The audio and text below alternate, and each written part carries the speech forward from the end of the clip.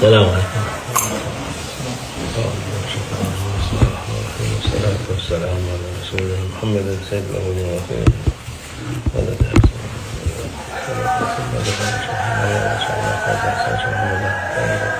Tarikatuna sohbet ve kavga camiye.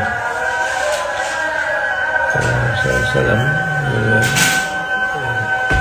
İçki kötülüklerin anasıdır. Peygamber sallallahu aleyhi ve sellem. Her türlü kötülük ondan çıkar.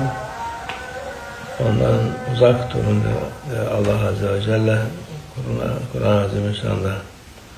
Onun kötülüğü her şeyden çok, çünkü aklı başından götüren şeyler, onlar günahtır. Sırf içki değil, başka şeylerde ne varsa o dahil oluyor.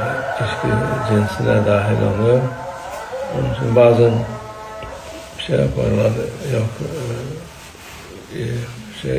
dumanla, otla, matla şey yapsak bir şey olmaz. O da aynı şekildedir. O da aklı başından götürüyor.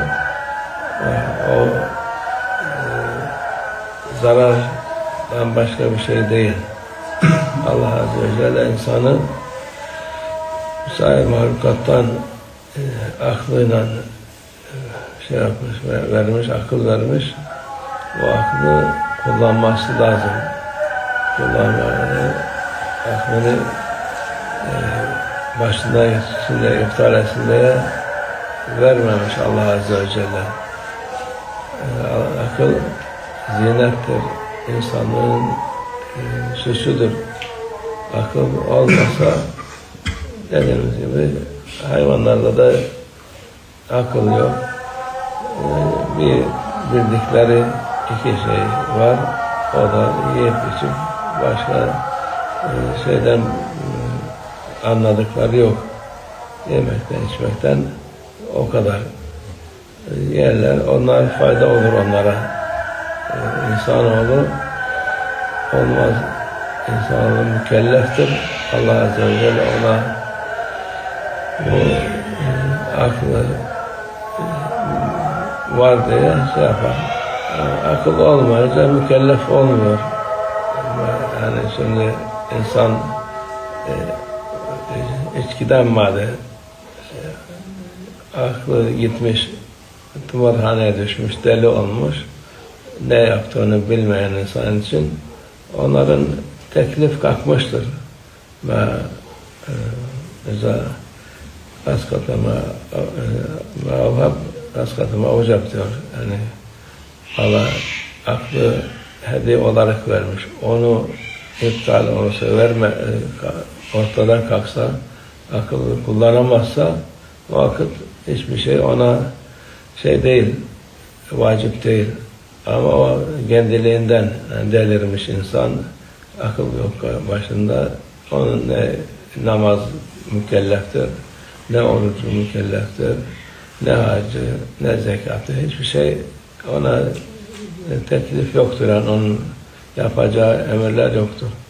Ama şey olarak aklını bu içkiyle, başka uyuşturucuyla yediren insan, o cezası var. Büyük cezası var. Allah muhafaza etsin. Ne yaptığını da bilmez. Şimdi bazen saçma sapan kanunlar var. İçkiliydi de bir şey ne yaptığını bilmiyor diye daha fazla cezası olması lazım. Sen içki yapıp da zarar yani verdin madem, o senin iki katı daha ceza olması lazım normalde, ama insanlar kanunları, Allah kanunu istemiyorlar. Kendi kanunlarına göre yaparlar. O da insanları men etmez kötülük yapmaktan. Onun için Allah muhafaza etsin. Allah uzak dursun. O şeyler Peygamber yedi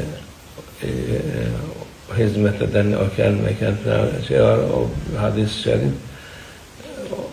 Öteki şeyleri de aynı şekilde bu otları, uyuşturucu eken demek yani onları şey yapanlar, onlara da lanetlenmişler. Onun için o şey hiçbir zaman müsaade yoktur. Hiçbir zaman onları kullanmasına izin yoktur. Allah muhafaza etsin. Çok kötü oldu vaziyet, dünya, çoluk çocuk, insanlar her türlü kötülüğü bu şeylerden alıyor. Akıl başından gitti mi her türlü şey. Bir de onu alışkanlık oluyor, müdmin oluyor. Müdmin dedi, bırakamıyor. Onun başlamaması lazım inşallah. Allah muhafaza etsin. Çoluk çocuğu, büyük küçüğü, herkesi bu kötülükten Allah muhafaza etsin. Kötülüklerin anasıdır. O anasından da babasından da Allah muhafaza etsin inşallah. Ve minallah tevfik. El Fatiha.